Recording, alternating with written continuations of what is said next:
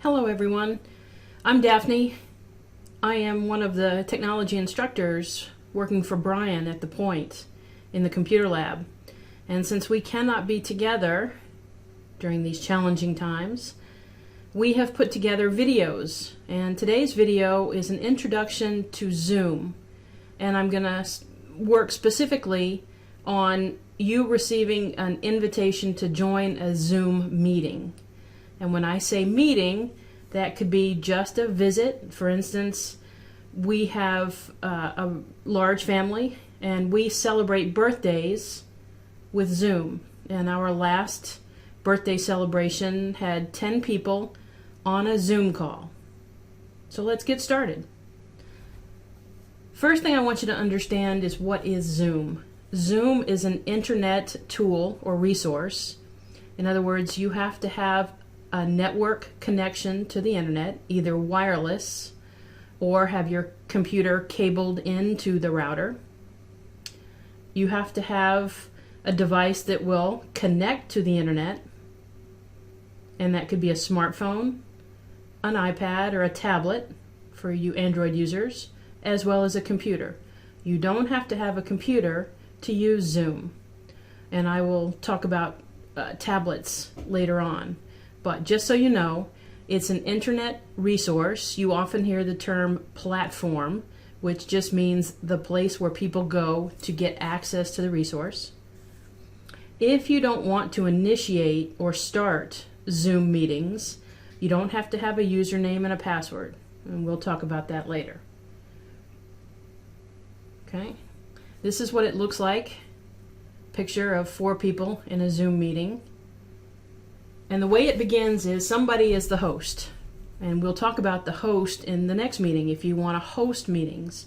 And what you do when you host meetings is you pick a time, a date, a day, and a time, an hour, and you create a meeting using the Zoom platform. And again, we'll show you that next week.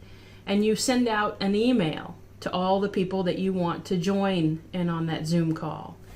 So let me show you an email. Here's a meeting offering, and here's the link that we got. So I'm the recipient, so I want you to see this week as you have been invited to attend or join a Zoom meeting or event. So I'm going to single left click that. If this were my phone or my tablet, I would simply tap it. So I'm going to single left click. It takes me immediately to the Zoom website. Okay.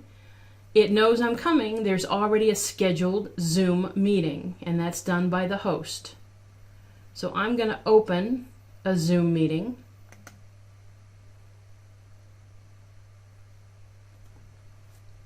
And my computer will do the work for me. Okay. Here's my user interface. And many of you know I like to look at my user interfaces going clockwise. So not much happening here. Here's my meeting link. Here's the host, which also happens to be me. And here's the title of my meeting. The most important thing for you today is in the lower left-hand corner. You need to be comfortable with the unmute and the start video so that when you join, people can hear you and see you. Okay? So I'm going to single left click there and single left click to enable start video. So there I am. And I can upper right hand corner enter full screen, which maximizes the size of my screen. We'll talk about the background that I have selected later or in a subsequent advanced meeting. This is what it means. This is what it looks like to have a Zoom call. Okay, and I'm going to hit escape to get out of that maximized. And the minute I touch my mouse, I have these commands, right? And if I wanted to leave the meeting, I could click End Meeting. A little bit of caution. Notice that my head appears to be low, okay? And many of you will understand this. You want the camera to see you from a higher vantage point than to catch the underside of your chin. So you'll see people all the time holding their smartphone doing a selfie when they hold the phone higher. Okay. So I'm going to hover my mouse, go back to full screen. If I were in a meeting with 13 people, I would see 12 squares around my monitor, and they would see me. If there was something I wanted to do on my computer, I could elect Share Screen. Okay.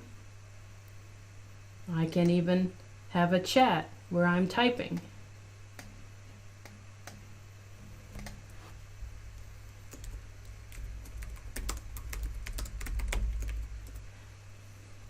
Okay. And I can minimize that or maximize it or close it. Okay. But notice just the touch or the movement of my mouse lets me manage my Zoom meeting. Lower left corner tells the world that that's the name I've selected to use rather than just my first name, or if I were an instructor, maybe Mrs. Lee. Okay. Should someone enter your room while you're on a call and you don't want others to hear the conversation, single left click the mute option. Minimize interference. Mute your microphone if you've got other parties that are speaking or trying to speak.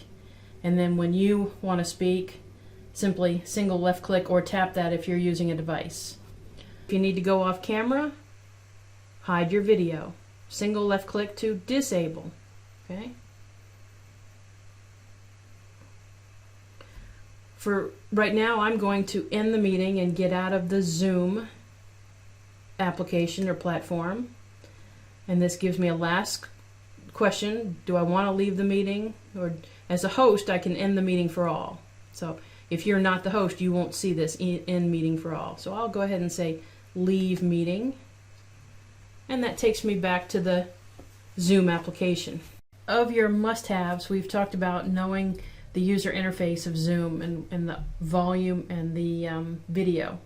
That's critical so that you can participate in the meeting. Also critical is in recognizing that you've become part of the webinar online conferencing community, and part of that means staying safe when you're not on a webinar or an online conference. And we mean safe in that you have your web camera on your computer or on your mobile devices. That means your smartphone and your tablet, really more so your tablet, protected and even covered.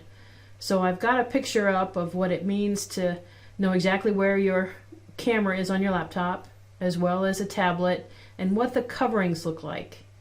And I get my covers at Amazon. You can get them at any office supply store, and you may be able to get them at Walmart or Target. But from Amazon, I get, and all you have to do is webinar or webcam, one word, webcam covers.